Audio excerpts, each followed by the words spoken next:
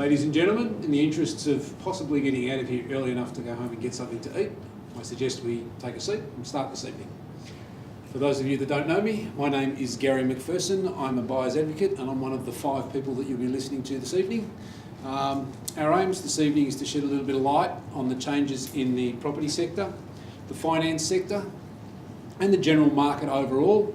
There have been a number of stories as of late on general media, on television news about how the world's coming to an end and the property prices are retracting, and apparently we're going to be able to buy houses at 40% less than what they're worth now in Melbourne. And myself and 4 other people thought it best to get together and give you a snapshot of the actual truth as opposed to the perception of what's going on. So this evening we're going to be listening to key individuals in their own sectors. So we've got a real estate agent sales, we've got a finance specialist, we have a conveyancer, legal representative, and we've got a building inspector, building and pest inspector to talk to you about structural, as well as myself, who'll be talking to you about how to buy. I'd like to first off as well thank you all for giving up your time this evening to come here. I'm hoping that it's more of an investment than a give up, and that what we've got to present to you this evening goes a long way to helping you in your search for property, or your search for sale, or your search for finance, or your assistance in any part of what it is that we do. So on that note, we're going to move things along nice and quickly. This evening, the 5 that you'll be listening to will be speaking to you for approximately 10 minutes in total. And at the end of that time frame, we'll all be up the front of the room and we'll actually take questions from the audience. So what I'd ask you to do at this point in time is to sit back, grab a notepad, pen. If you haven't got one, we can get one for you. And listen to what we have to say. If you have questions that pop up along the way, just write them down, hold them till the end, and we're more than happy to answer them, because I can guarantee you, if you have a question, somebody else in the room has a question. And on that note, we'll get started. I'd like to welcome our first speaker, Spiro, from Nelson Alexander, who will be here to talk to you about property sales. Spiro, if you make your way up. Don't have to all clap at once, it's okay. Yeah, might just make a note of that. That's mandatory clapping tonight when somebody announces a name. What's next, by the way, mate? Sorry? Is that next? You hit that one there. Alrighty, welcome. Thanks for taking up time out of your dinner and out of, no doubt, what's been a busy week. I've been speaking to a lot of people, so we appreciate you being here, and I guess we're just hoping that we're going to add some sort of value to your process. Real estate's one of those topics that everyone loves talking about. You go to a barbecue at the moment, you mention real estate agent, they just want to tell you about their experience and how good they bought, or how they've got an uncle that always helps them bid at auction, or whatever it may be. And I love hearing it, because everyone's got a separate and a different perception of what real estate is to them. And tonight is a bit of a holistic approach, whether you're looking to start out as a buyer and you haven't approached anyone in terms of finance, or how do you go about getting an inspection done, or whatever it may be, right up into to be able to help any experienced investors and developers that are in the room that need to build their A team around them. And what I mean by an A team is to have success in anything that you do, you're going to have to align yourself with equally as successful and like-minded people around you that are going to create a contact sphere and a success sphere in order for you to be able to rely on and move forward in order to be successful. So tonight we're going to touch on real estate sales. Now, I love this quote, and I thought I'd quickly share it with you before we get going, because it's very appropriate to what the market's up to nowadays. And the secret of change is to focus all of your energy not on fighting the old, but on building the new. Bit about me before we get going, and I'm not going to bore you. I know that agents love listening to the sound of their own voice, believe me. Even at 7:30 on a Tuesday, even I'm over my own voice. But we'll quickly run through it. I'm one of the partners and auctioneers at Nelson Alexander, in particular in Northcote. We're a 17-office wholly owned network that only specialises in selling property in Melbourne's inner northern suburbs. So that's our patch, that's our specialty area. We don't worry about Bayside, we don't worry about the east or the southeast, we don't worry about the west. We like the fact that we've got control and knowledge, and we're specialists in the inner north. So we're a 17-office wholly owned network, meaning we're not a franchise group. In 2015, we were lucky enough to be awarded the REOV Community Service and also the Large Agency of the Year. And here's a fun fact, that 85% of our business does indeed come from referred and repeat clients. I think, as does probably most of us in this room, that either work for ourselves or for a company and work in the service or a similar industry, be very much the same. Bit about me. In the last year, I've sold $42.3 million worth of property, 23 medium house days on market, and that involved 57 sales in the 12-month period. And collectively, as a team, there are over 130 sales agents at Nelson Alexander. On average, we sell a property every 3.5 hours. Now, I thought that was pretty impressive. The market, what's it doing? If you had watched, I think it was A Current Affair or one of those TV shows that catches you right after the news, they were saying that it could drop up to 40%. Now, if you ask me, I haven't got a crystal ball, but I reckon it's a load of crap. If you look at the amount of demand that we're seeing, especially in Melbourne's inner northern suburb and in the suburbs in general, there is far too much demand in order to outweigh the number of supply that we've got. So there's really, you can't possibly balance the scales like that. Now, has the market come back? It certainly has. And as you can see here, here's a quick snapshot of what the market's been doing from September all the way through to June, September 2004, all the way through to June 2018. So as you can see, I started selling, my career in real estate started right there. That little, that first dip under the zero bar. So I got into real estate in 08, it was the middle of the GFC, and let me tell you, if agents think it's tough in this market, that was a tough market. But a good market to learn in nevertheless. We had a massive peak in 2010. We saw almost 25% growth across Melbourne's medium house prices. And then again, there was a bit of a correction in 2011. And as you can see, there's a bit of a pattern emerging here. At the moment, we're on the way down. Will it drop more? Well, basically, you very well could, subject to what's happening with lending. It has become quite hard to get your hands on money.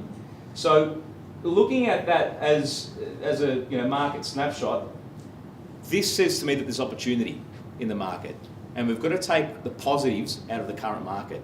I often love hearing when people say, when's the best time to buy? They try and time the market, or they try and surf the markets. Yes, it's a wave, but the best time to buy real estate is when you're ready to, in terms of financially, and you see something that you deem is fit to what you're wanting to buy. So what does all this mean?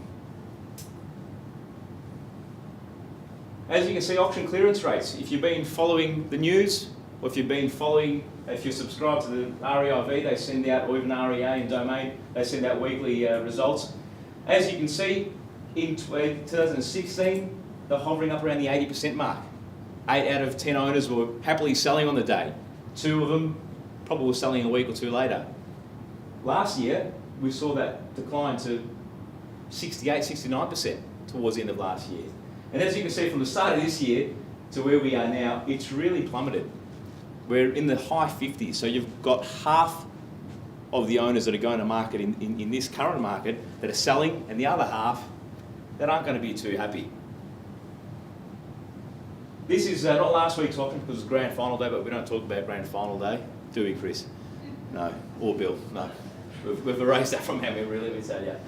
So the weekend before that was the last normal auction weekend in Melbourne. Here are some interesting facts. There were just over 1,200 auctions.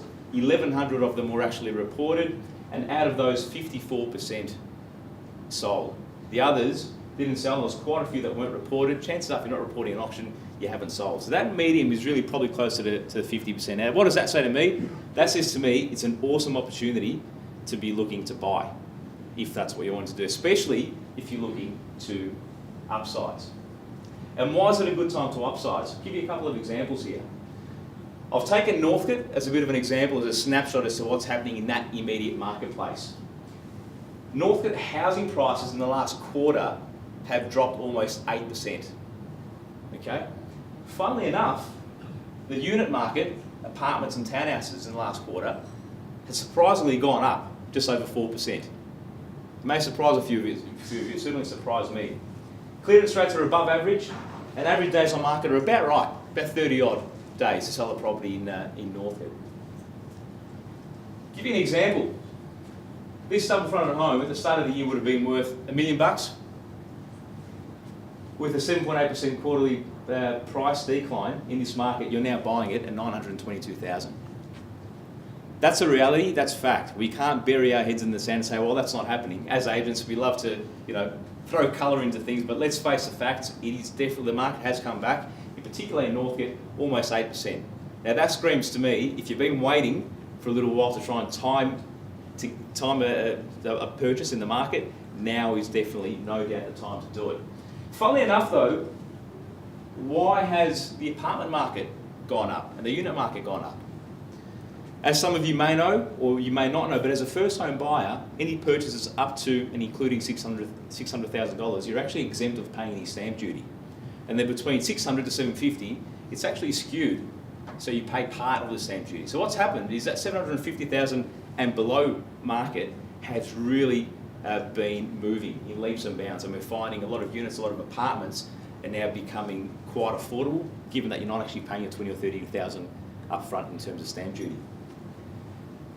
Here's a quick example of Madison and I that we sold in Preston, quite literally just around the corner from here in Newcastle Street. So if anyone tells you the market's down in terms of units and apartments, you can give them this example.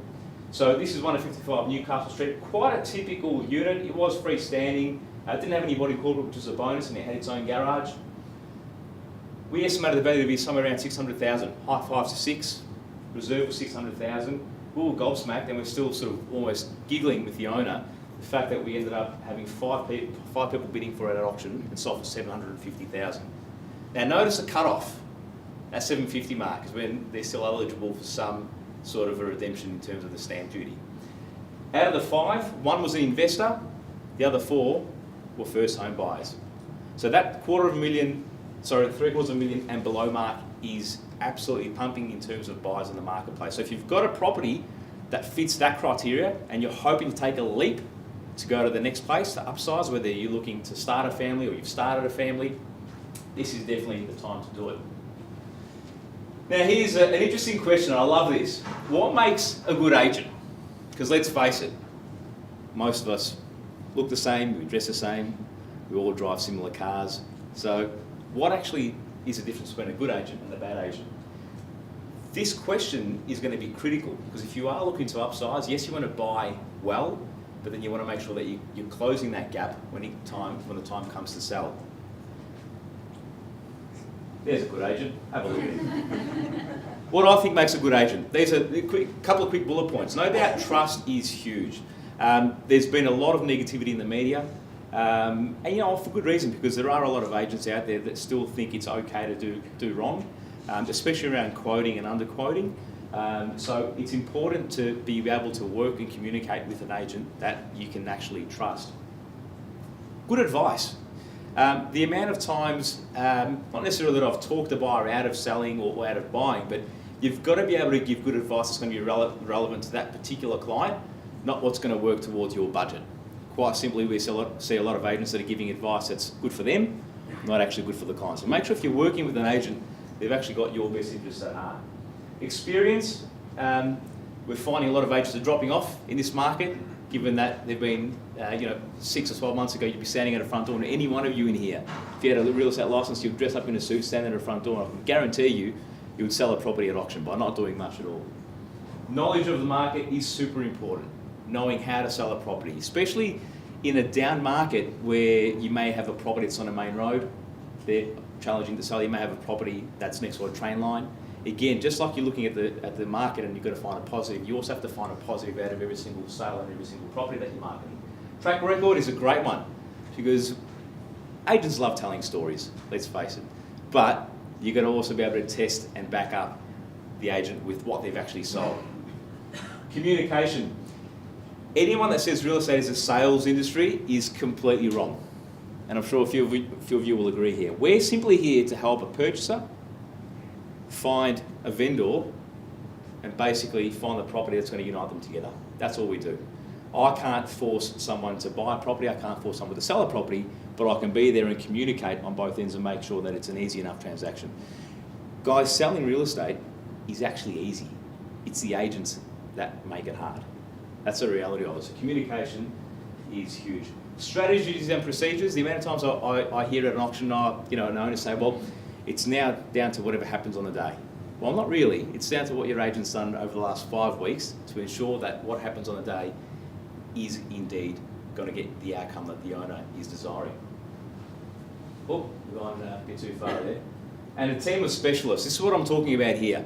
So it's important to go to market with your army. And to have your finance person there, to have your building inspector ready, to have your contracts being checked over, to have all that ticked off so that when it does come time for you to lift your hand up at auction, that you are in the best place and the most secure place that you can be. Here's a quick example of also a team of specialists. I know we've got a stylist in the room as well, so you might have a few questions for her a bit later on. But styling is certainly important, and also trades. So you're going to be able to link up with an agent that's going to be able to help transform your property to maximise the outcome. We're not talking about spending money just for the sake of spending it, but spending money where it's necessary. Here's a quick case study. This is another one just around the corner here, just north of Bell Street, that we sold 2 months ago. In South Street in Preston, as you can see, a little single front, workers' cottage, 2 bedrooms, had a reserve of 800, ended up selling for 865. I just want to show you a quick before and after. Now, the owners were a little bit hesitant to spend any money. They had a bit of a tight budget, but this is what we're working with.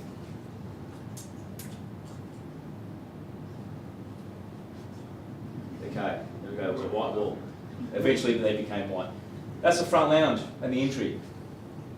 Not overly appealing. That's what it looked like afterwards.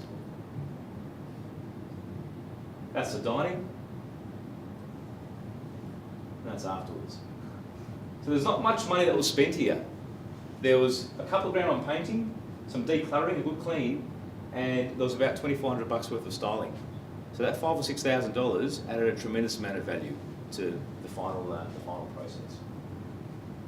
A couple of key points, a couple of takeaways. And no takeaway alcohol, unfortunately. I had a few people saying, hey, where are the drinks? Maybe afterwards there's a bar here. There's a positive in every market. There's never really a bad or a good time to buy. In particular now though, if you are ready and you're able to, now is no doubt a great time to be buying. If you look at the Melbourne cycle, we're definitely on the down. So if you can, now's a great time to buy. Especially if you're looking to upgrade, given that if you're selling a property that's going to be worth up to and including $750, if you're jumping to that next level, that gap is probably now at its closest than it ever has been. It's a fantastic time to be upgrading. Selecting the correct agent, no doubt, will add the most value to the process. And finally, align yourself with an appropriate team of specialists because they are going to be ultimately the key to your success. Thank you very much.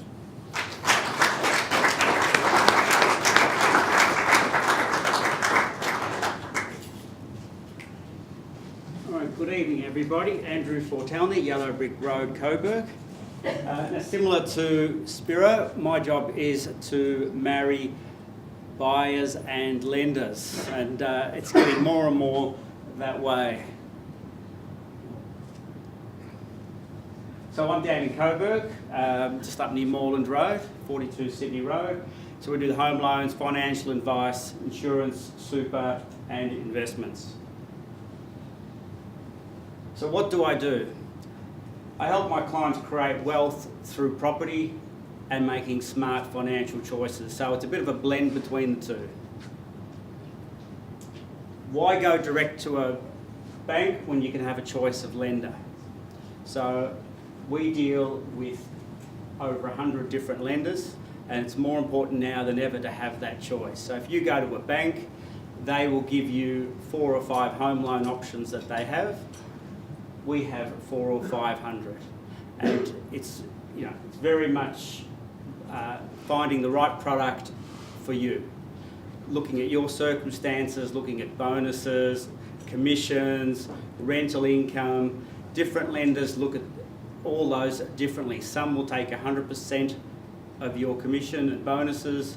Some will take 50%. Some will take 100% rent, others will take 80%, so the more rent you have, you want to find someone who will give you 100% rather than 80% or even 75%. We make a difference, so we protect your credit score. So if you go, and I've got clients who have done this, they've gone to one bank after the other, and every time they apply, their credit score goes down. And then when they finally come to see me and find a lender that's willing to take them on, they come back and say, okay, tell us about all these inquiries with NAB, ANZ, CBA, what's going on, what are they trying to do? So we make sure we're you've pretty got a good chance of getting that loan before we apply. We save you time. So as part of the process, we talk to the credit people, we talk to different lenders, talk to the business development managers and say, this is my client situation. Is this something that you would be happy to take on board, and will this work? So we've got a servicing calculator which I'll talk about in a few minutes. And we help you find the right loan, the right rate. So it's not always about rate, it's about actually getting you the loan and the money. We reduce stress throughout the process, keeping you well informed, avoid any pitfalls. As I said, we're like a supermarket. We've got specials, and we'll get, start of the month, we'll get lenders calling up and saying, we've got this product on special. We've got a special rate we're offering for this month, and you won't know about it. The only way you will know is by coming through someone like myself. Our process. So we've got a 5-step process when you come through to our doors. So we look at what your needs are, understand your circumstances.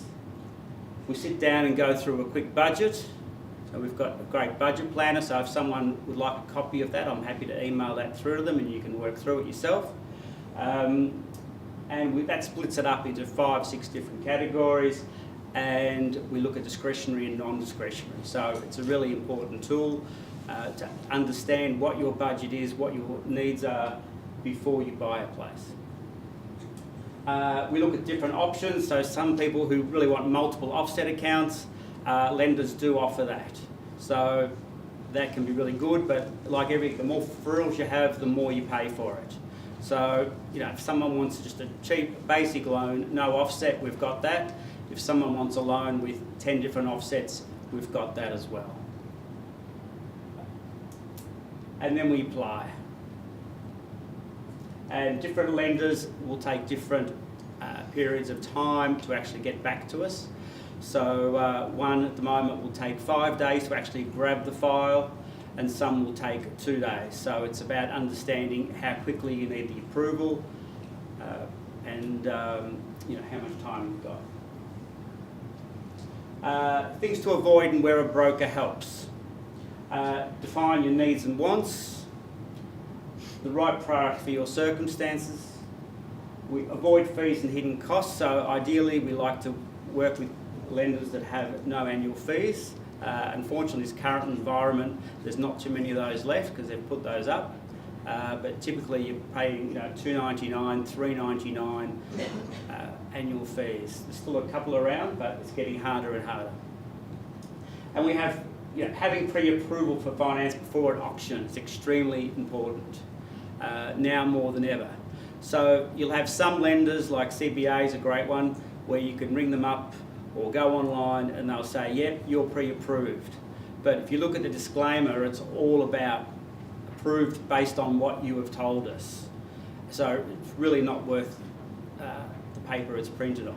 So what we do, we actually get a letter, official letter saying you approved for so much, and there's no disclaimers. It's basically, you know, it is what it is, and that is the amount they will lend you. And which loan is right for you? Variable, fixed, split, interest only. Often depends on your circumstances and what you're thinking of doing down the track. If you want to hedge your bets a bit, I think the way interests are going, they're only going to go up, especially with interest rates in America going up and the Australian dollar going down. So, you know, if I was you, I'd start looking at perhaps tiering it. So look at how much you can put into an offset, if it's a residential owner-occupied, and then splitting the rest up, perhaps 2 years, 3 years, 4 years, and then rotate those around when they come due. So it's just about hedging your bets. And look, if you're looking to purchase a place and then rent that out down the track, I suggest you just go interest only. All right? That way you can claim the maximum deduction. So it's a bit harder to get interest only for owner-occs at the moment, but it's still available. It's just a matter of knowing where to go. Some of the things we do, in terms of specialist loans, we help with self-employed people, always a bit trickier, just because obviously you declare a lot less than what you want to. need to. People with ATO debts, credit impaired. So, one of the things that we do is check your credit file as part of the process. So, just looking for anything unexpected in there. Now, a great example of that, I had a client who had a GE card many years ago when they were bought by CBA, I think we bought them, and he decided that he wasn't going to pay his $300 credit card because GE were no longer around and it wasn't going to affect him. Unfortunately, being a finance company, it actually went onto his credit file and no one would touch him. So we ended up going through to Pepper Home Loans, and that was at 6.7%. So he was paying more than $300 every month than what he should have been, all because of that small debt on a credit card. And he was just trying to be a smart ass and not pay it. So check those things. We've actually got someone we deal with who does remove defaults. So if you need to do that, let me know. It's not cheap, doesn't always work, but it's well worth doing. Do commercial loans as well. Those who are looking to purchase in self-managed super funds, suggest you do that sooner rather than later. CBA has just left the market again. AMP have left the market. There's not too many now that do it. The talk is that the government will probably stop that in the next couple of years. So if you're looking at doing something within your self-managed super fund, I suggest you get to work and do it sooner rather than later. Just something to look out for, sexually transmitted debt. It's the debt you have when you break up the marriage. If that does happen to any of you, just check what you've signed. If you guarantor for any loans, especially car loans has been a great one, where the spouse has got a car debt and they haven't realised they're guarantor and they don't make those repayments and suddenly they end up in default. So really good one to watch. Now, more importantly, what you're here for, the current landscape, what's going on. There's a great saying I like, the more you sweat in battle, in training, the less you bleed in battle. And at the moment, there's a lot of bleeding going on working with its lenders. You've had the spike in property prices over the last few years, interest-only loans, which the government believes has pushed up prices, the fact that self-managed super funds are borrowing more than ever, overseas investors have come in over the last few years. All these things have led to royal commission into banking and finance. They're looking at living expenses now more than ever, and I'll bring up a slide on that and you can see how detailed they're getting. And just another point, there was an article a few weeks ago in the paper about CBA looking to wipe out redraw accounts. So don't know how accurate that is, but just something to look out for. What they're saying is that people with redraw accounts, they will just basically chop them off and say the money's ours and you can't access that anymore. So it's why I'm more of a fan of offset accounts rather than redraw accounts. But just something to bear in mind. Now, not sure whether you can see this or not from down the back, but look, previously, going back 12 months, if you sat down in front of me, we would say, what are your living expenses? We'd make up a number, not quite, but we'd have a bit of a discussion about it, and we'd say, well, okay, it's, if you're two people, it's probably $1,800 a month, to pick a number, and they would go with that as long as the banks thought it was going over the Henderson Index, which is basically an index of what annual living costs are per household. Then you were pretty much given a tick and told to move on. Now they want us to break it down. So we've got groceries, clothing and personal care. Still not sure what personal care is, probably haircuts and things like that.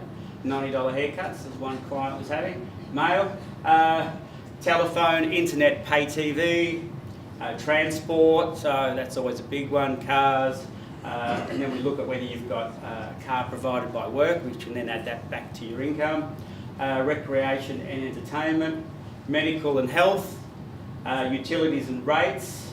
So now they're wanting us to include utilities and rates for any investment properties you have as well.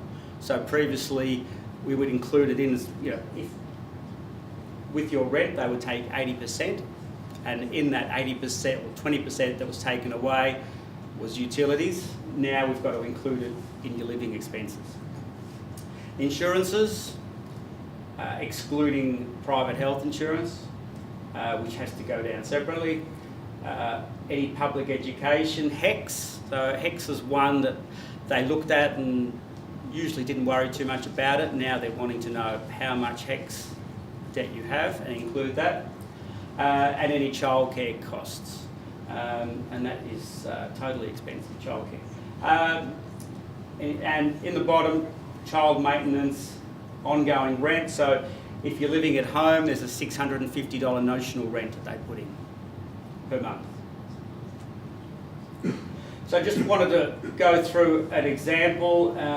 Once again, not sure whether down the back you can read that or not.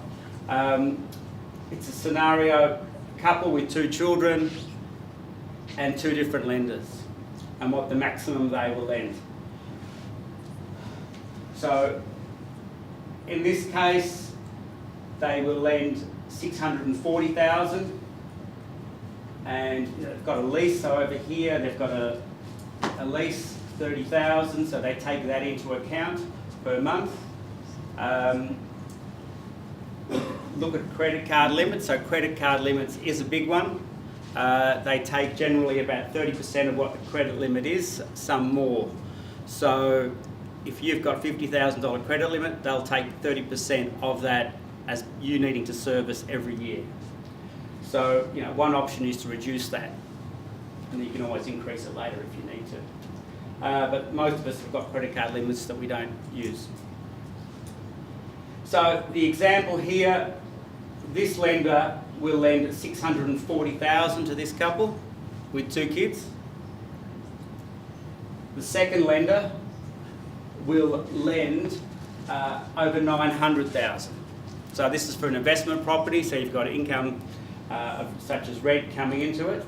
The interest rate is slightly different. For an investment property, it is 4.13 for the one that will lend you the 640, and the other one is 4.33. So 0.2% difference, but you do get a lot more money for that. So if it's an investment property, it's well worth doing that.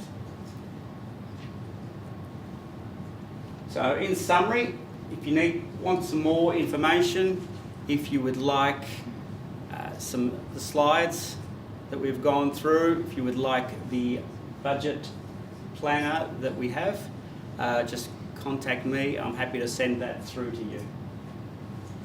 Thank you. I'll hand you over to Garry.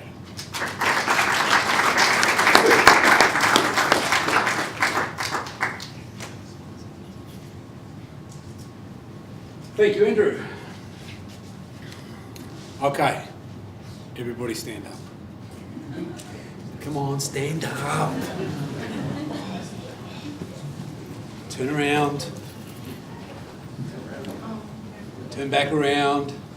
Sit back down. All right, blood flow, we're awake again. Awesome.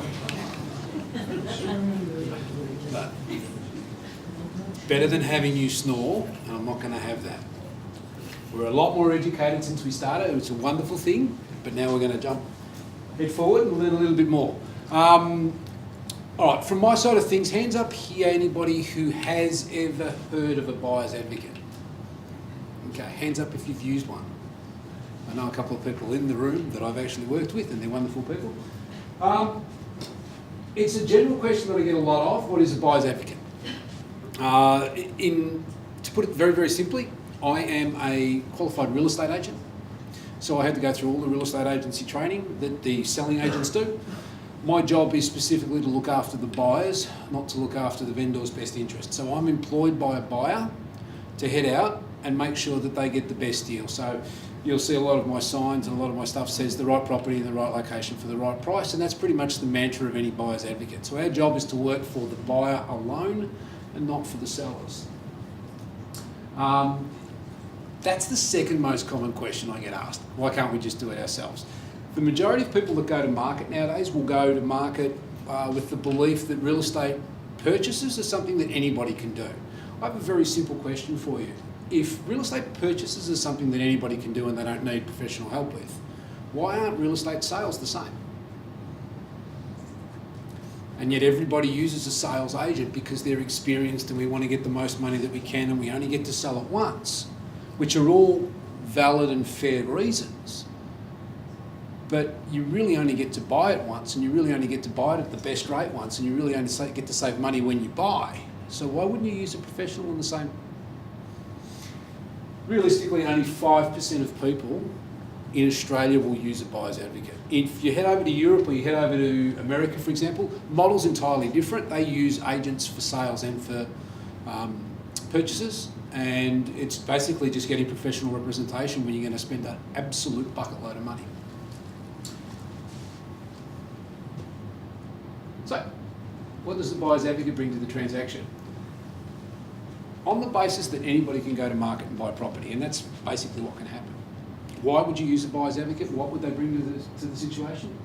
Well, where you would go to the market, you'd probably buy one every 5 years. Maybe if you're an investor and you're really, watching a current affair and you think that buying in Mackay is the best place to buy, and you're going to make trillions of dollars, you'll buy 6 in the next 5 years. But you realistically won't buy more than 10 properties in your life. I'll buy one every 2 to 3 weeks. So I'll buy somewhere between 25 and 30 this year. What I bring to the transaction is repetition and experience, and that saves you money and time and stress and regret. Now, if they're important to you, that's why you'd want to use a buyer's ad. It's not just an added cost. In terms of what I charge and what other people charge, there are variances in terms of who represents you in the market as a buyer's ad, and prices vary, and they can vary anywhere from $5,000 all the way up to $20,000, depending on who you're using, what they're buying, and where they're going. That being said, even if you looked at the average of $10,000 as a buyer's advocate cost to have somebody represent you, if you're standing at auction and you're at $5,000 a bid, that's 2 bids. If you've got a professional standing beside you and they cannot save you the equivalent of 2 bids at auction, then they're not the professional that they say they are. So think of it more as an investment than a cost, and it will save you more. This is the power of having a professional on site. Being a registered and licensed real estate agent, and yes, I'm licensed, just I'll say it again, the same way a selling agent is with the Business Licensing Authority.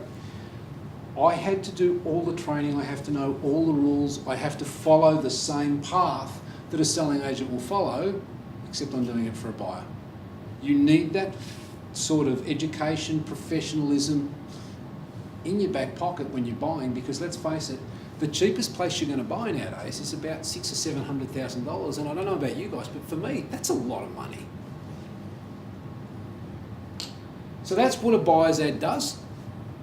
That's the core of my business. It's information, education, guidance, professionalism, all those other wonderful bits and pieces that go into it. But at the end of the day, it's about making sure that you buy what you want, where you want, for the right price, and you buy it better than anybody else does, and you don't regret the purchase. So that's the mechanics side of things. Now I'm going to run over into the actual side of things. I'm going to talk about winning at auction. I'm going to talk about it very quickly. The average everyday person strategy. Now, hands up here if you've ever been to an auction, and I know there are a couple of agents in the room. You're allowed to put your hand up as well, because then it looks good. So we've got a few people that have been to auctions. When you go and look at an auction nowadays, what will most probably happen is the agent will come out, they'll read the rules of the auction, as you know, then they'll go into generally a shorter winded version of how wonderful the property is nowadays, because people have a tendency to walk off if you go for 15 minutes. They'll tell you about the tram, and they'll tell you about the train, and they'll tell you about how, I don't know, somebody famous lived here once, and the place is made of brick, and inside it's magnificent, and you sit there and you go all doughy-eyed, and then the agent will say to you, okay, I'm up for a bid, who will open me? And this is where everybody does this. They hide under a tree, behind a car, and that's cool, because nobody wants to be the person that starts, because these are the rules and that's how it's played. Somebody will eventually start, or we'll get a vendor bid, we'll have a couple of bids here and there, and then it'll die. It's nowhere near the reserve, it's never going to sell. That's cool. Half-time break. Agent trundles in, confers with the vendor, trundles back out, Starts again, calls once, calls twice, third and final call, and then you'll have somebody bid. And then the auction starts. So we've got all of that runs beforehand. That's your standard auction, any given Saturday, any suburb, any house. Go along and have a look. It's fun to watch, and you can actually follow it piece by piece. That's not how you win at auction. These are your killer strategies to win at auction. The open and the close. We do all the blurb, throws it to the crowd. You open, and you open at the bottom of the range. Whatever the price is, if it's 6 to 660, you open at 6. If it's $1 million to 1.1, you open at $1 million. But you open at the bottom of the range because you know in your mind it's not going to sell at the bottom of the range, otherwise they wouldn't have a top of the range. So you open at the bottom of the range. Everybody knows you're in the game and you stop. They'll look around, they'll look for a different bidder, somebody else will jump in, it'll go forward, back, it might move, it might not. But you don't open your mouth until somebody else does. And then you let them fight it out. The agent will keep looking at you for that last bid and you will say no, no, no, no, no. And then on the third and final call, when everybody else is exhausted, you give your next bid. What that does is it psychologically sends a message to everybody in the crowd that you got more money than sense and you're just going to bid whenever the hell you feel like it because you're in control. And if your first bid opens and your second bid kills, people stop bidding. I did it in Faulkner. We paid $550,000 for a 3-bedroom brick. I opened, I closed. There were 3 other bidders. There was an auction around the corner that had sold for $585 that morning, and we paid $550 for this place. And I heard the guy that missed out at auction in the morning turn to his partner and say, if this idiot's going to start now, I'm going home. So open and close. Keep quiet in the middle. The shock and awe. This is my absolute favourite. So, property's quoted at 6 to 660. You know they're not going to sell it for anything under round about 680 because we're looking for a little bit overs as a sales. Everybody's sitting there getting ready to go, okay, here's my 600, let's go, let's go, let's go. Auctioneer opens it up and says, what am I bid? If it's inside your budget, you're aware that it's going to go 680 and you really want to do some damage, start at 660 or 670. It's above the top end of the range and it sends a very clear message to everybody else in the street that you're not there to muck around. It literally shocks people into a stop. I had an auction in McLeod that I bought. Now, we nearly had this done and dusted in 2 bids. It was a 6 to 660 bid. We opened at 670. I knew that the reserve was closer to 680, and I'll just put a pin in that right there too. Being a buyer's out, I've got some really good connections with a lot of really good real estate agents. Some of the ways I ask questions leads me to know roughly what a reserve will be, approximately how many people will be there, and roughly what they have in their back pocket. If you think you can do that as a non-professional, it takes a little bit of work. But going back to this auction, we opened at 670, at 6 to 660. There were half a dozen people that were supposed to have bid. 1 other person chased us. 1. And they died very, very quickly. We did 3 bids. We were done and dusted. If it's going to sell at the top end and you have an idea of what it's going to sell for and you have the budget to do it, open close enough to it that you shock and awe everybody in the street and you stop them from bidding. Send the message. Don't wait until the third and final call. +5, +10, very simple philosophy. If you're in a bit of a bidding war with somebody, round it up to the next 5 increment. It makes it easy for the auctioneer and it makes it easy for you, and it sends a very clear message to somebody that you got a lot of cash. So I'm bidding away and I'll say 635 and the person next to me will say, oh, $1,000 bid, 636. Agent will take it. You go 640. The guy says, okay, 642, you go 645. He says 46, you say 50. If you know it's inside the range and it's inside the budget, don't let it creep up in the $1,000 increments, take it up to the next 5. And the reason I suggest you do that is because when you bid in ones, your agent that is selling will stand there and say, hey guys, it's only $1,000. The bank's got plenty of money. You're going to have to get up tomorrow and go to the internet and find another property and head out next Saturday and trudge through all the opens and trudge through all the inspections for $1,000. It's only $1,000. If that was $5,000, you'd be going, hang on a second, I'll get up tomorrow morning and look through the internet. So make sure that you put a bit of space on it. 5s and 10s are a very easy way to win it. I almost got into a brawl in Port Melbourne with a lovely Baltic man who put $1,000 on a bid that I put on, and then I put 4 on top of him, and the agent had assured him categorically that I was out of money because I'd told the agent categorically that I was out of money. He put on $1,000, I put on 4, and he threatened me and the agent through staff, screamed, shouted, and they called the auction on account of violence. So that's something you might want to be aware of if you do upset people. That may happen. Okay, knockout bid. I got caught in a 1-for-1 situation. It was, for the Nelsons people in the room, an auction in Brunswick. I was working for a client that was in Sydney, and Duncan McPherson was doing the auction. Now, he's a pretty good auctioneer. In fact, he's a bit of a gun and he's fun to play with. We got down to ones. It was 70 people in a courtyard. We were 1-for-1. I had the clients on the phone. I stopped the auction and said to Duncan, I want to speak to my clients. And he went, yeah, sure, in the middle of an auction, if you want to stop it, fine. It's kind of a ballsy thing to do, and he was well within his rights to keep going, but he knew I had a couple of bucks in the bank, so he gave me the opportunity to do so. I went over, jumped on the phone to the clients, and I said to them, look, I know we're close, but I need another $3,000. And they said, sure, another $3,000, but that's all you're going to get. I said, great. So I came back, and I said to Duncan, my bid holds. And he went, great. He says to the other guy, are you up? He says, yes, $1,000. And the other guy says, great, no worries, $1,000 it is. Looks back at me and I went, $2,000. Now I've just doubled his bid. I'm on the rise. I look like I've all of a sudden found a lot of money. He got absolutely scared. Went, no. If he's going to raise the bid, no. Sold. $2,000. I ran out of cash. Small knockout bids will still do the job. But guys, if you've got enough in the tank and you're close to the top end of your range and you're running out of money, 5, 6, 7,000 bucks off, don't go up in ones, don't go up in 500s, don't go up in 2s, don't drag it out. Reach in your pocket, use every cent that you have for your budget and have a shot. Now, I'm going to give you a few disclaimers on this just before I move forward. Know what the property's worth. That means doing your due diligence before you go to auction, not while you're there. Know how much you have. That means speaking to Andrew or somebody else in the industry who is as smart as Andrew and getting an idea of what your pre-approval should be. How much money do I have? What can I spend? That's not what can I spend and some, that's what can I spend and that's it. Definitely know what you got.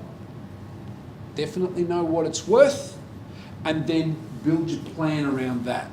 Because even if you went smash, crash, bang, boom, pop, all the way to the end of your limit and you ran out of cash and somebody else bought it, you gave it your best shot. Don't die wondering. Right? But it's all about due diligence, preparation and pre-approval. So make sure you get those done right first.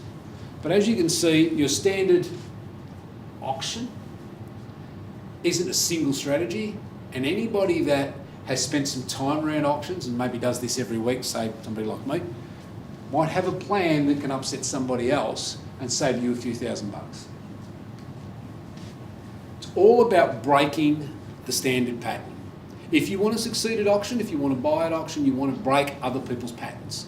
So assess what they're doing and then upset the hell out of them without punching them, obviously. All right, market conditions from a buyer's side, very quickly. Pass in and negotiate. What you'll find nowadays is a lot of the people are going to auction and they're standing there with their hands in their pockets. They'll look for bids, nobody will bid, and it'll pass in. And then everybody runs inside and tries and has an auction inside the front door. The reason they're doing that is because a lot of the banks are saying to individuals, here's a loan, it's pre-approved, but it's subject to finance, so unless we can value the house, we're not going to give you the money. So you might buy the house at $1 million at auction and the bank says it's only worth 900 and then all of a sudden you're in trouble. That's not what we want. This causes a little bit of consternation, a little bit of panic at auction. I'm here to tell you that from a buying point of view and from a finance point of view, you're best to be either the last person to pass it into so that you can post-negotiate or the winner at auction And your bank will very, very, very rarely value it at less than what you paid for it at auction, because it's an open, fair market appraisal. The market defines what the property's worth, not you. That's your subject to finance section. Don't overpay, know how to do your due diligence. I know this is very off the cuff, but I've got a system that I use for everything that I look at that tells me whether or not the place is worth what I think it's worth. And what we do with our clients is we'll sit there and say, right, this is what we see its value at, this is what we see your budget at. Budget might be higher than value, but that just means that there's a little bit of emotional content. Value might be higher than budget, that just means that we're going in all guns blazing and we're going to try and nab it for a bargain. Sometimes we win, sometimes we lose. We win more often than we lose. I have a saying, I don't go to auctions that I intend to lose. Very, very rare that I'll be at an auction bidding that I intend to lose, and I haven't been beaten all that often recently. If you want to see me win, go to my Instagram. I post all of the auctions that I go to and all of the wins that I have. So if you've got a phone now and you're on Insta, take it out, look up at the property buyer, and I know you probably can't see it, but it's at the property buyer. Like it, follow me, tips, tricks, auctions, wins, and the occasional loss, just to show people that I'm human. But they're my contact details. By all means, get in touch. More than happy to help. Thank you.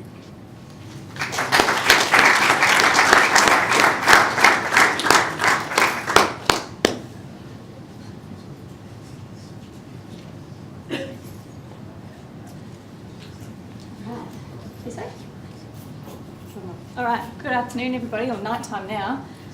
Thank you so much again for being here. I am the second last speaker, so we are getting to the end. I know it's a bit of information overload, but I will try and keep it short and sweet. My name is Kiani and I own KLM Conveyancing. We have a couple of offices, one in Albert Park and one in Mornington. My experience stretches over about 12 years of property law and conveyancing. This is my second business that I've run successfully, doing residential property conveyancing. We have two offices there so that we can service a whole range of clients. However, that does not mean we're not like real estate agents where we have a niche in an area. Our specialty is the whole of Victoria. So where my licence sits is the state of Victoria. So it doesn't matter where you are, where you're located or where your clients are located, we can help. All right, this is the most common question that we get. What is a conveyancer?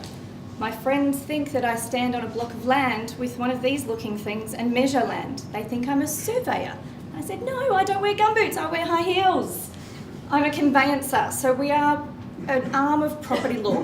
We look after the legal side of things. We prepare the legal documents that assist you in becoming the legal owners of a property, or the other side of it, in selling a property. We do the transfer of ownership, we do the transfer of money, we make sure that your council rates, your water rates, your owners corporation are all transferred in that process as well. We pretty much act as your middleman to hold your hand through the transaction, whether it is your first time selling, first time buying, or 50th time. Every single time will be different, but the transaction itself should be rather similar. We've had a lot of changes this year. We've just introduced electronic conveyancing. So the world of conveyancing as I knew it 5 years ago is totally different. We are seeing a lot of conveyancers also drop off and not renew their licenses and not continue their businesses. It's a very big change, and you need to stay updated with what's going on. You need to make sure that you are ahead of the times, and that is one of the things that I've had to teach myself, to get ahead of the game, because we need to know everything. Because if something goes wrong, we need to know how to fix it, and we need to know how to fix it now. Okay? Oh, did I turn it off? There we go. These are some of the services that we offer. So the main ones that I'm going to talk about tonight is buying and selling. They are the standard transactions that we do every day of our lives when we are dealing with residential property. Some of the other areas that we specialise in is plans of subdivisions and consolidations. So if you do find that house or piece of land that you're looking at and want to knock it down, subdivide, build units, things like that, we help with the legal legwork. The transfer of ownership, breakdown of relationship, husband and wife, or mother and father giving their property to their child, those kinds of scenarios where we're changing the structure. The most common one that we see though is transfer of ownership to assist with our taxation purposes. So if we're going 99 and 1, so that our higher income earner doesn't have as much equity in the property, or vice versa. Change of name on title, when we get married and change our names and things like that, we can help out. The manner of holding, again, this goes back to that transfer of ownership, but not in terms of taking someone off or adding someone on. We're just changing the balance a little bit. And then finally, we do a lot of work in the off-the-plan space. We work with a couple of high-end developers who do major off-the-plan developments throughout Victoria. So we review those contracts and we assist in the whole entire process right through to settlement, even though some of those do take a long time to get through. The main thing that I would like to stress tonight on the back of purchasing property, the most important process that you will go through in finding that perfect home and getting that perfect loan is getting your contract reviewed. Part of our service at KLM is we do free contract reviews, obligation free. You do not need to engage our services after we've done your reviews. We want you as a buyer to have peace of mind knowing that the property that you've just fallen in love with and you've just got your loan for is actually going to be yours at the end of it. We don't want half of your house to be on someone else's title. We don't want there to be a clause in the contract that says that the vendor at any time during this transaction can pull the pin and walk away. We want to make sure that you are protected, that the title that you are getting is your title, that the rates that you are getting are your rates, and we want to do that without any financial stress on our clients. I've had first home buyers come to me over and over again when I've worked in law firms. They go, I've got a property to look at, but I just can't afford the extra $150 to get it reviewed, so I just went and signed it anyway, and here you go. Breaks my heart, absolutely breaks my heart, and it shouldn't happen. So the reason that we've done this is to help out anyone, and it's not just first home buyers, investors as well. You've got a budget, you set that budget.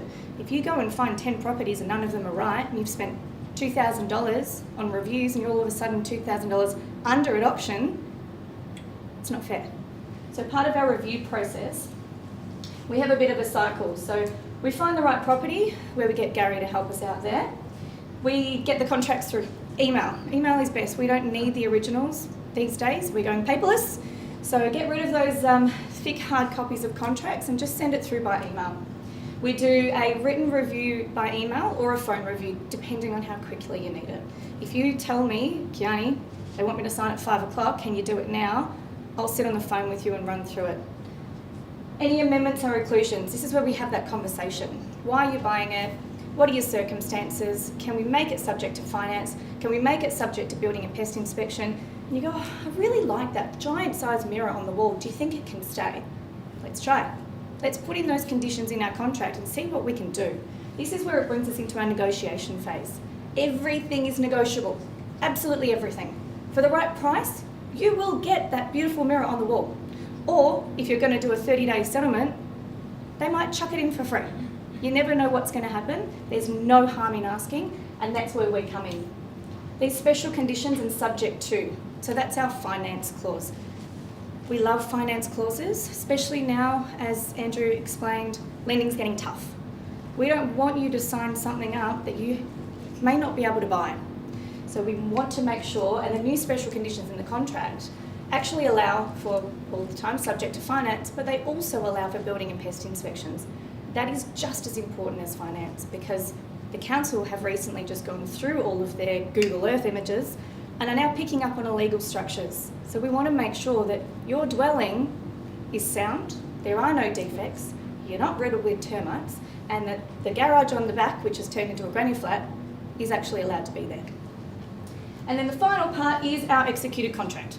When we get to a point where you've found what you want, you've got your conditions in there, we're right to go, that contract has been executed. That's at that point when we say, now, would you like to engage our services? It is so important that all of this is done before you sign off and before you engage a conveyancer, to know that what you are buying is what you are buying. All right, these are some of the first points I want to talk about with a purchase. Review first. I cannot stress it enough. Ooh, I keep turning this off. Subject to finance, building and pest inspection, inclusions. Inclusions is a huge one. You can't get to your final inspection and say, oh, but they took the wall-mounted TV. Now there's big holes in the wall. You say, oh, but it's not actually a fixture. It's just hanging. They can take it, it's theirs, they own it. Go, oh, but they promised me that it'd stay. Oh, we didn't write it in the contract. If it's not written in the contract, it's not happening. And then finally, our special conditions, which I've spoken about. And they're all specific to your needs. Everyone is different. Everyone will have different conditions, and that is totally fine. But you're never going to know unless you ask. And then on our sales side, the contract preparation. Part of our process in doing that contract preparation is a bit like doing a review, finding out what your needs are, what the property's circumstances are. When did you buy it? When did you build the deck? Did you get permits? Did you get plans? Those kinds of things. Building works. When were the works done? Who were the works done by? Was it an owner builder? Were there any defects? If you're an owner builder, we're going to need some extra paperwork for you. So it's finding out those little circumstances that are specific to you and your property. Have you done renovations? Renovations is a big one. Anything over $16,000, which I'll let Bill explain in a minute, we need to disclose. And hopefully, they've all been done with permits. And the compliance section 32s. Oh God, how do we keep doing this? Compliance section 32s. So a compliance section 32 comes with a contract of sale. So if you're looking at buying a property and they just say, here's your section 32, go and get it reviewed, it's not enough. We need a contract to go with our section 32 for it to be a legal document. So please make sure that if you do get a conveyancer to review the section 32, you also ask for the contract because they come pack and parcel. And finally, auction contracts. The way that the world moves now is, yes, we go to auction, and as we've seen, our clearance rates are not doing flash hot at the moment. So we want to make sure that that contract that we've just got our conveyancer to prepare is not only an auction contract, but a private sale contract as well. Our contracts combine them both so that if one process doesn't work, you can automatically do the other. There are offices out there that will prepare one contract based on your initial instructions, then the auction falls through and they go, it's private sale, oh, we're going to have to prepare another contract. That's an extra however many dollars. So just be wary of what it is that you're signing up for, who it is that's representing you, and what, as Spiro did say, what are their interests? Are they your interests? And make sure that they align. And that is all for me, and thank you for your time. We'll have questions at the end, so make sure that you have noted down any, and I look forward to talking to you after. Thank you.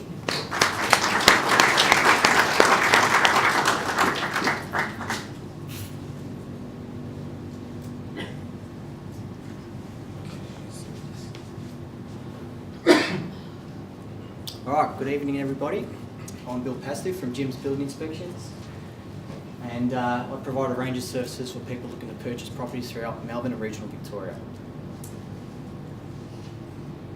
Some of these inspection services are pre-purchase building inspections, timber pest inspections. They're the main source of work that we do. We do other inspections such as asbestos, depreciation schedules, safe terrain reports and property condition reports. The main focus tonight is going to be on pre-purchase building and timber pest inspections. So why get a building inspection? Our building reports list all minor and major defects and safety hazards, ensuring you are buying a house that is safe for you and your family. Our building reports will determine exactly what maintenance and repairs will be required once you buy the property. We can also help with scopes of the work that can help with the bottom line when purchasing a property. This helps consider to whether the property is worth the price you are paying. All building inspection reports are comprehensive and will outline concerns such as leaking bathrooms, leaking roofs, as well as numerous structural and safety issues that can arise. So it's a full comprehensive report with photos, also detailing the types of defects, what needs to be rectified and what trades to rectify these. Termite and timber pest inspection reports. Our timber pest reports will determine whether there is a timber pest activity on the property. You'll be aware before buying the property of old damage as well as current damage.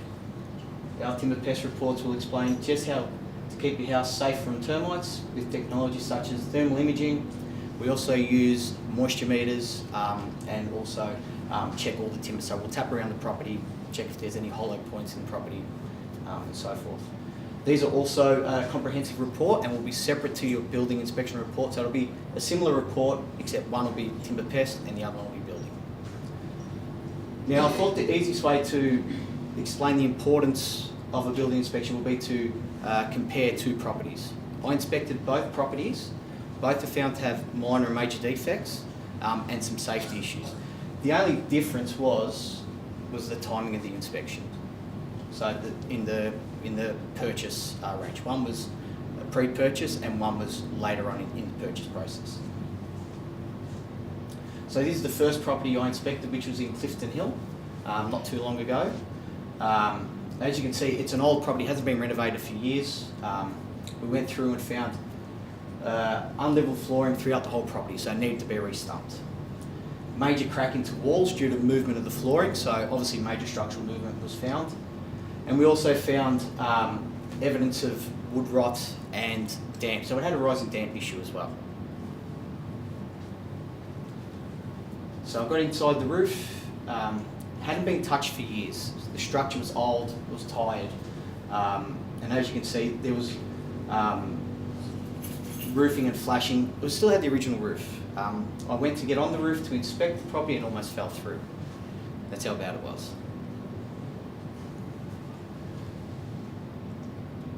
Moving on to the second property.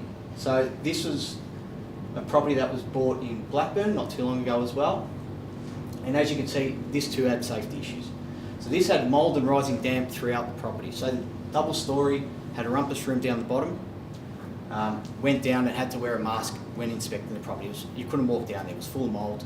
And as you can see, paint bubbling, mould on brickwork, and all the tin work and everything else that was down there was swollen.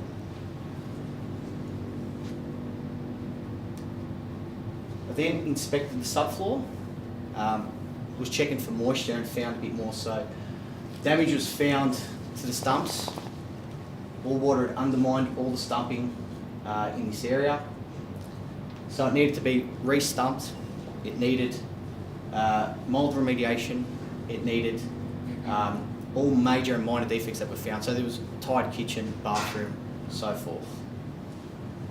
Now, the only difference between the first property and the second property, like I said, they both had major defects, they both had safety issues, was that the first person got a pre-purchase building inspection. So he knew what he wanted to pay for the property up front, he knew what he had to spend, so he knew his bottom line, he had a total spend, and he knew the amount of work that was needed on the property. Now, it went to auction and he was still keen on the property after he got the report. So he was still keen on renovating. The only thing was it went for a little bit more than what they expected, and he knew that he wasn't going to be up to spend all that money and the amount of work that was needed. So he actually opted to buy a property around the corner, which I also inspected, which was renovated. It wasn't as good, it was a little bit more expensive, but he didn't have to do as much work. So he sort of dodged a bullet on that one. The second client, who's a repeat customer, I'd done about 4 or 5 reports for her. She didn't get me to do this report until she purchased the property. She felt the pinch, she needed to buy a property. So they bought this one, a bit of an impulse buy. They went in and they said, all right, we'll get Bill to have a look at it. They've got 3 kids. They wanted to use the rumpus room downstairs. They were under contract, settlement was in a couple of weeks, and they were about to spend $30,000 to $60,000 to rectify all this work just to move into the place. There's no way kids could be going downstairs and going in the rumpus room. It was full of mould and it was unsafe. So that's the difference. Knowing what scope of work to do, be prepared, and know what you're up for. So I'll leave you guys with this. If you're buying a second-hand car, you'd have it checked by a mechanic. So why wouldn't you have an expert check what may be the biggest investment of your life? Thank you very much.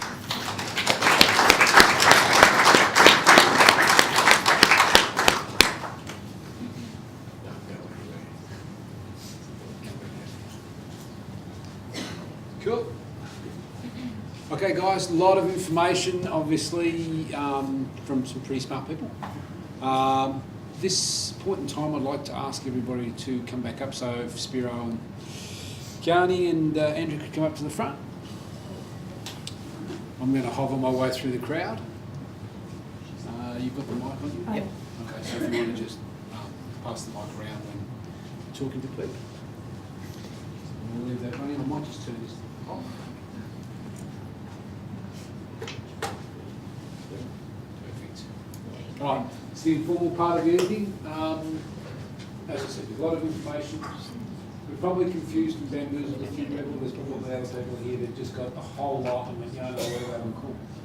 That being said, if you have a question, now's the time to ask. By all means, if anybody has anything on their mind that they want a little bit more explanation on, or just curiosity, you've got the people in the room, now's your opportunity to take a chance, guys. So I'll throw the floor open to you. Anybody have anything they'd like to ask any of the experts? I've got a question. Okay, go on. If you've got a property that is valued at around 750, yes, sure. You don't need to ask me twice. I'm in sales myself. Just close to you. So my question is, if you've got a property that is valued at around 750, how do you then, as a sales agent, Spiro, ensure that you're not getting a first home owner and you are getting somebody who's looking to downsize and increasing that up to 780, 790, whatever? Good question. A lot of first home buyers will have that limit to stop at 750. Some will opt out earlier than that. You know, there's not really a strategy in you know, who buys a property. Yes, you have to attract the right target market, and that's where, you know, introducing the correct buyer to each property is going to work. But in that instance, for example, one of the investors was actually a downsizer. That's off for 750, and she decided not to pay more because the auction was heated. Now, chances are we had a lot of first home buyers opt out at 600,000. So that was their limit, and that's when the courageous few buyers decided to come in and pay more. So there's no real particular strategy as to when certain buyers will stop and come into the mix, but it's a matter of having the whole market exposed to the particular property, so that way you've got your first home buyers there also in battle with your downsizers. So yes, it is a bit of an informal limit, but you're going to find that some will be prepared to blow the budget slightly and pay the stamp duty if it means buying the right property. Cool. Excellent. Okay, anybody else? No, I saw some hands up. Yeah, Don't be shy. they're being shy. Down the back. Down the back. Thanks everyone for the presentations, they've been great so far. We've heard quite a bit about options, but it's curious to hear how off-market sales are affecting the market. Good question. Good question.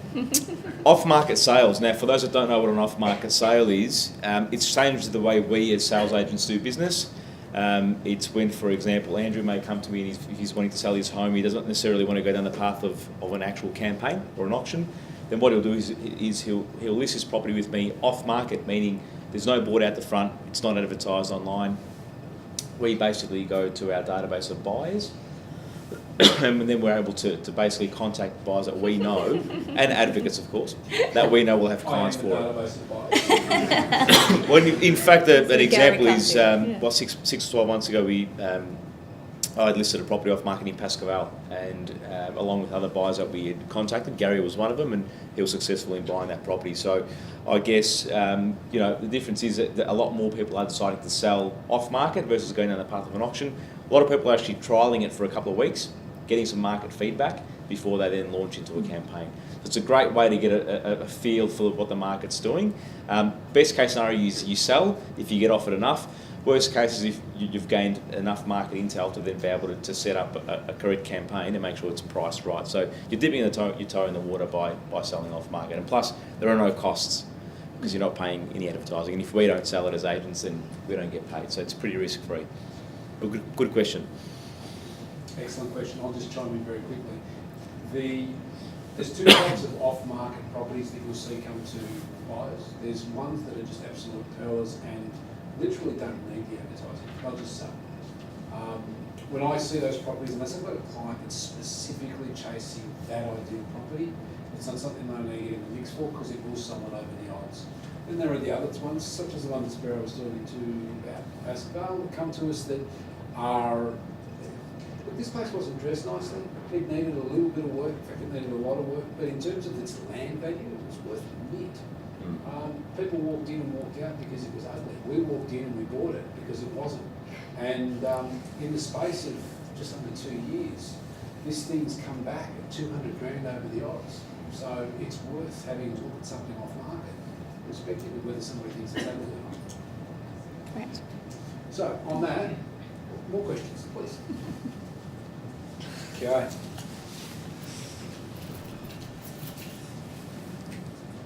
Thank you. I just have a question for Kiani. If I were to buy a property and you listed in your presentation that it was subject to finance and a building inspection as well, could I say subject to a satisfactory building inspection? And then if I were to come across something like the one you said with the mold or whatever, I could just get out of that? Is that something that you can put into your Good contract? question. Yeah, good question. So when we have that conversation with our clients, we have suggested conditions written in the way that we would like them to be written. That is the perfect example. This contract is subject to a satisfactory building inspection to the purchaser within a certain time frame. If the report is not satisfactory, the contract will be cancelled and the deposit refunded. However, we don't always get what we want. There is standard clauses that most agents recommend their clients to pop in, which will clearly state that the only way you can cancel is if there is a major structural defect. Okay? You tend to get an idea of a property age, things like that, as to whether or not you do need to push for that, specific wording. But yes, again, it goes back to that negotiation stage. We can always try our best, and same with the pest infestation, whether it's a live pest infestation or whether it is just active. So we've definitely got options. On that note, just Bill, when you do your reports actually mention major structural? Yes. And Yeah, so you'll classify the report. So you'll have the defect, so the findings, you'll have photos of the findings, and then there's 3 classifications. So there's usually minor, major, and safety hazard. As simple as that. So if you find a whole lot of minor defects, it's probably not going to get you out of purchasing the property. But if we do find a major structural or a safety hazard, yeah. Well done. thank you. More questions? Anybody? Oh, you're saying. Thank you tonight. 2 questions. First of all, State Revenue Office. You listed on your presentation State Revenue Office. At what point when you're doing a development, who goes to this SRO? Do you do it, or does the client inform the SRO of the development? So state Subdivision. of the subdivision. Yeah. So what happens, thank you, where we come into it is we come in at the very, very start to assist the surveyor in putting the plans through and the architect and things like that. And then once the property is finished, it depends if we're doing land or just the development. At the end, when we're registering the plan of subdivision, that's when we go to the State Revenue Office at the same time. Okay. Yeah, so we do it on behalf of the client. Right. Okay. Yeah. And second question is, Back to me. Sharon's scary. when you build a new property and you find defects on a new property, and some of them might be major defects, and you list that on the report, and the builder's not honouring that report, what's the next step? Usually VCAT. Good question. Yeah. Yeah, so you still have to give the builder time to rectify. With a new construction, it's a little bit different. You won't have minor, major, and safety hazard. What you will have is incomplete works, substandard construction, and then BCA non-compliance, which is because it has to meet the current code. An older property that's built in 1970 is not going to comply with something of 2018. So, yeah, so that's the first step, and you still have to give them a chance to rectify the defects. Once that doesn't happen, yeah, the next step will be to either adjust the report to be suitable for VCAT, so maybe an affidavit, attending myself to VCAT, and then taking it from there. But usually, most builders are usually good. Yeah, it's only on the rare occasion, yeah. So. Thank you.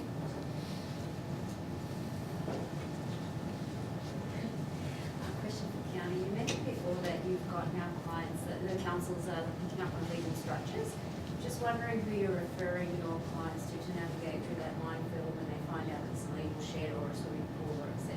Yeah, absolutely. If we're able to find it out prior to them signing a contract, that's really, really important. Again, it goes back to getting our building inspectors to go in and be able to do adequate inspections, but they're not always going to be able to pick it up. There's little ones and older ones that slip through the cracks. So a good story that a friend of mine had was a client bought a property, and it was, when they bought it, it had A and B. They had council rates for A and B, both were done, both were fine. This was in Mill Park. And then they got a council rates notice, and 12 years ago, B was built, but it was built illegally. But council had still issued individual rates, so even though everything had been done, the council noted that there was 2 properties, the departments didn't talk to each other. So by that point, that has to go to a lawyer. That has to go off to a lawyer because it's happened, the contract's done, they've bought the property, it's settled. There's not much they can do because they were such a long time ago. 12 years ago, the statute with the building requirements ends at 6.5 years. Yeah, So- I don't feel like you fit into either of those realms, that's why I asked the Yeah, question. and it's really tricky. There is a real grey area because as a conveyancer with the legal side of things, we're giving you advice on the contract of sale. We don't physically see the property. That's where a buyer's advocate comes in really handy because they'll be able to go, oh, there's a granny flat on the back. Is that included? Is that okay? And then we'll be able to do more searches. But we're looking at a piece of paper that doesn't even have where the house is situated. So it's really hard to determine what's in there. So there's a real grey area. That's why in all of our email outs and disclosures and things like that, we say if there's anything on there that looks new or within the last 7 years, regardless of what those building certificates tell us, let's look into it. Second question to you. You mentioned before that you've got a system that you use for due diligence. Just wondering whether that's a system you've developed yourself over years through experience or something that you're willing to share with us. I'm more than happy to share with you.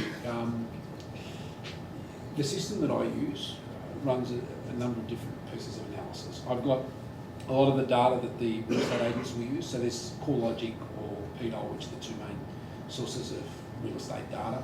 It'll give you valuations, they'll give you basically approximate valuations of what a property's worth, but they'll also give you comparative data. Now, as a general person just heading to market, if you were to have a look at what's sold and is equivalent to what's sold in the last day, week and month, it'll give you an idea of how that property's running. Now, most people will be in the market for somewhere between 6 and 12 months if they haven't got professional assistance. So you've got 6 months plus worth of data.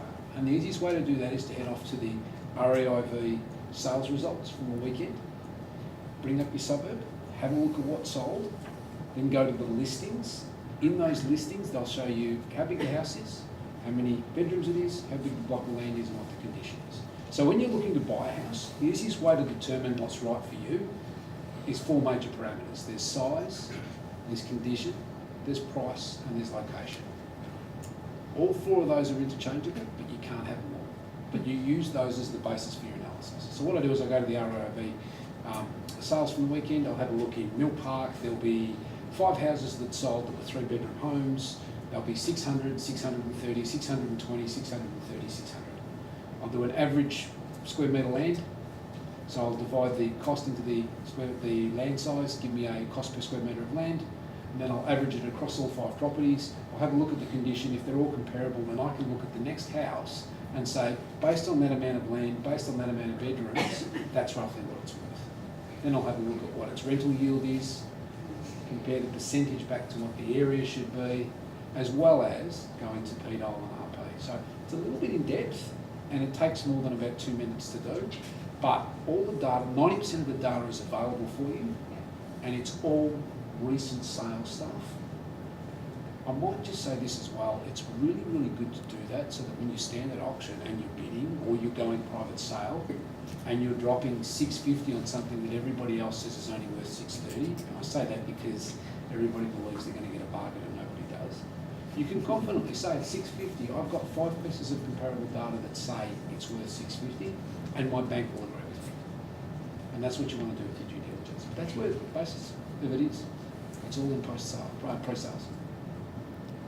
Well done.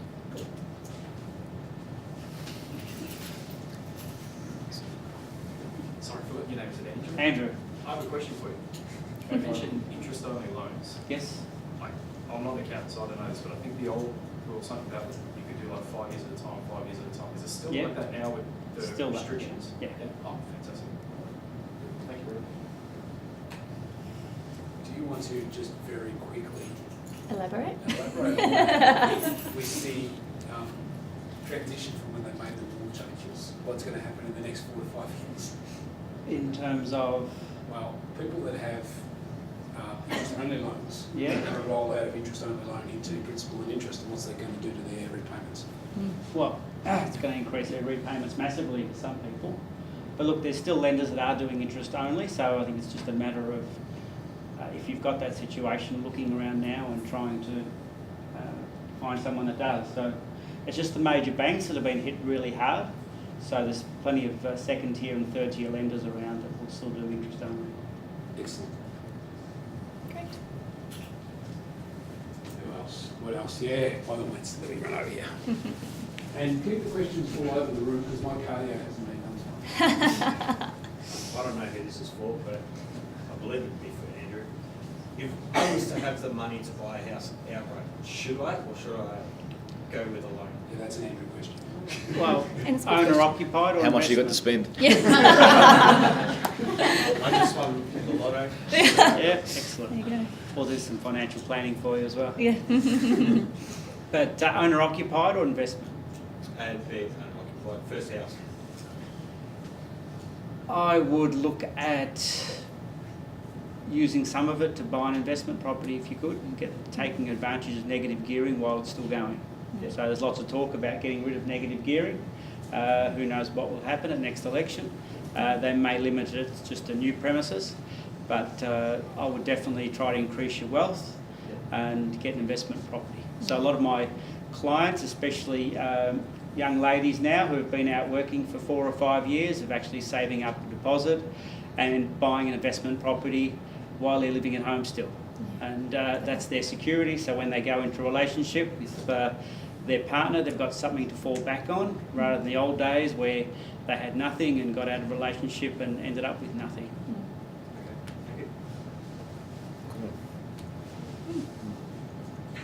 All right, I'm looking. Anybody else got anything for us? Yes. Question for Kiani and Spiros Karagiannidis. How, you talked about like getting the right conditions into your contract of sale. How successful are you in amending contracts of sale when it's going to auction and negotiating outside auction? Special conditions. They are the death of me. Did you want to answer this question? No, you start and I'll finish. We've got a bit of conflicting advice here, I guess. If you're my owner and I was selling for you, we would be selling the property as per the contract provided to you. Not to say that we wouldn't approach our conveyancer or whoever's prepared the contract to ask if we can amend it. Most conveyancers or solicitors will say no, it's been prepared in that way for that reason. But it comes out to sort of, you've got to be logical as well. If it's a passing, with auction properties they are unconditional, so very rarely they'll ever sell with a subject to clause. But if the property's passed in and someone wants to get a building inspection done within 3 days and it falls within a cooling off period anyway, then you may just say, well, really it's of benefit to the owner to consider that offer versus not considering it. So. Absolutely. And then the other option is putting in the offer prior to the Wednesday before the auction. So the cooling off period with auctions, you don't get a cooling off period at an auction, and that also extends to 3 business days prior to a scheduled auction and 3 business days after a scheduled auction. So if you were able to negotiate some conditions or are subject to anything, Outside of the cooling off. outside of the cooling off is your preferable time. And that's where buyers advocates can come in really, really handy, because we can send through our review and suggest that X, Y and Z are deleted for maybe they're incurring you additional financial costs for something that might be out of your control or whatever they might be. Some buyers advocates do have a relationship where they say, look, if my client is successful, would your client be willing to delete special conditions 3 and 4? Something like that. Again, it's all negotiation, and it depends on the vendor, it depends on the day, it depends on the interest as well. If they've got a lot of other interest, they're not going to take a contract that's been struck out. So it's just hit and miss. I think Kiani said it best when she said everything's negotiable, and from experience, everything is. Okay, further questions? Is there anything burning? Anybody sitting there? I'm not going to ask a question because I don't want to look silly. There's no silly here. No. Ask now. You've got people in the room that can give you the answers. All good? Just the last one for Spiro. Of course. So give me the microphone. I've got to give you the mic. Okay. It's for the audio of You that. mentioned no marketing costs for Off-market. Off-market. Well, yeah, that was my question. Is that the major incentive for people to use that website? Yes and no, because by not selling through a campaign, you're not going to know if you are getting, essentially the best price. But it is an incentive if someone's not prepared to, or isn't quite ready to go to market yet. So what we find is we're selling a lot of properties off market that are booked for auction. So for example, I've got one at the moment which is getting painted in Walton Avenue. It's a lovely 4-bedroom family home. The owners are in Sydney. They said, Spiro, would love to sell it ASAP. So if you've got anyone that would buy it now, would love to sell it. So that's scheduled for an auction at the end of November. We had a client through yesterday that live around the corner in Emmeline Street, and they're quite keen to come back for a second look on Saturday. And if they offer enough, then they'll buy it as is, knowing that it still needs to be finished. So for a lot of times, the off-market is, if we can sell it now, great. Otherwise, plan B is go to market. So there's no generic target market for you when you hear that term, off-market. So it's mum and dad or kids or whatever. There's no target market in your mind. It could be a range of... Yeah, it depends on the type of property and the target market you're trying to marry for it. But most clients won't sell off market because they want to save on advertising costs. Yes, it's a bonus, but advertising has become quite competitive now. It's actually cheapest it's ever been compared to, say, 10 years ago. Yeah.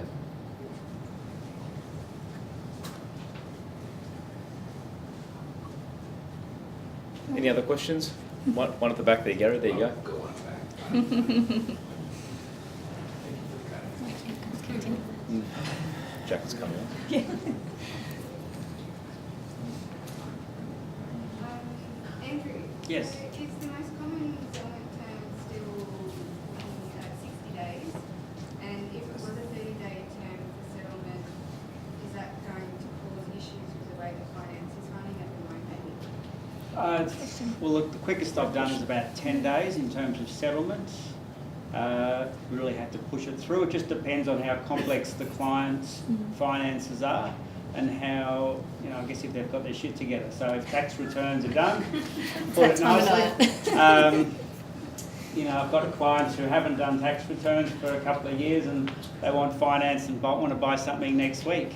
I won't mention any names. But that does happen. But if someone is well organised, they've got their tax returns done, they're pretty simple in terms of their salaries, we can get it done 15, 20 days. The hardest thing is just when we have to refinance. So purchasing is fine. Refinancing, we have to wait for the banks to allow the client to settle to another bank, and that takes up to 20 business days they have.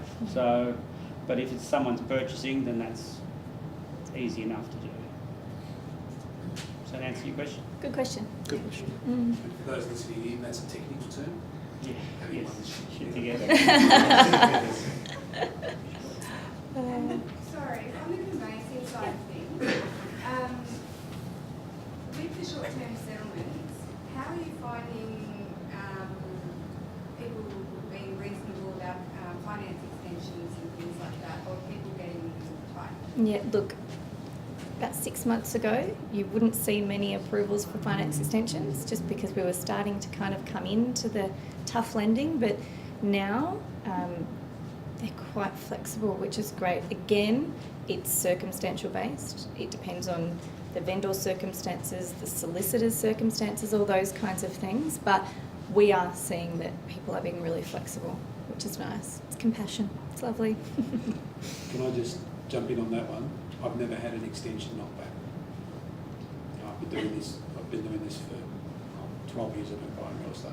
I've never had an extension first time round, knocked back. I've had them knocked back after 8 to 12 weeks, but I've never had a 2 weeks subject to finance extension knocked back after a third or a fourth round. You'll find that it's a communication issue more than anything. If the vendor is of the belief that you will be able to settle, that your finance is in place, and that the money will show up, the deal's there. They don't want to walk away from it because it just means they've got to go back into the market and have another shot. But once again, that's more about communication than it is about just waiting until the last minute and go, hey, look, I need an extension. Yeah, agree. Communication's key. Right? And you need, this is where having a gun conveyancer comes in, because they know what's going on. And you're speaking to their conveyancer, and their conveyancer knows that you're up and up. And if you're honest in the transaction, then the transaction will stick. Any deal that gets done will only stick if it's a good deal for everybody. And that's where communication comes in. Whether you're selling, whether you're buying, whether it's a finance issue, whether it's a conveyancing issue, whether the house is falling down and Bill says, well, that's still safe. It doesn't really matter, provided the communication's there. Yeah. Also too, with us now doing electronic conveyancing, one of the beauties of PEXA is that both conveyancers and both banks go into the same workspace. So you can see what the other person's bank's doing. You can write a conversation to the other bank. So if I'm the vendor and I'm unsure of what's going on, and the bank on the other side has accepted the PEXA workspace, you can send a conversation to everyone and say, hey guys, what's going on? What are we waiting for? And the bank may very well write back and say, we're just waiting for loan documents to be returned, 3 to 5 business days. And they'll go, yep, no worries. So everything is becoming a whole lot more intertwined. Once upon a time it was, you're a lawyer, I'm not talking to you, no, purely because I want to puff my chest and see how bravado I am. Now it's more of a community and everyone's trying to help each other out. And it's the understanding factor which comes from communication. Okay, on that note, have we got anything else that we'd like to? No. Grab yourself a show bag at the Yes. back. Show bags. A couple of little goodies in there. There's some great Nelson Xander fishing hats back there. You may officially close this down. Yes, go for it. Well, on that note, we'd like to thank everyone for coming. Hopefully you've taken a couple of things away from tonight, and hopefully it's been of value to you. We're certainly here to help you. Again, a couple of keynotes, build an A team around you in order to basically find success in the property market. Thank you very much for coming, and hope to see you again.